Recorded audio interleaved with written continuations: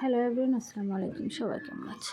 আমার মেয়ের জন্য অনুষ্ঠানের দ্বিতীয় পার্ট দিলাম। আমার অনেক স্বাদ ছিল মেয়ের বিয়েতে অনেক বড় আয়োজন করব, ভাবিনি কখনো মেয়েকে কবর দিয়ে নিজ হাতে গোসল করিয়ে কাফন পরিয়ে এইভাবে আয়োজন করব।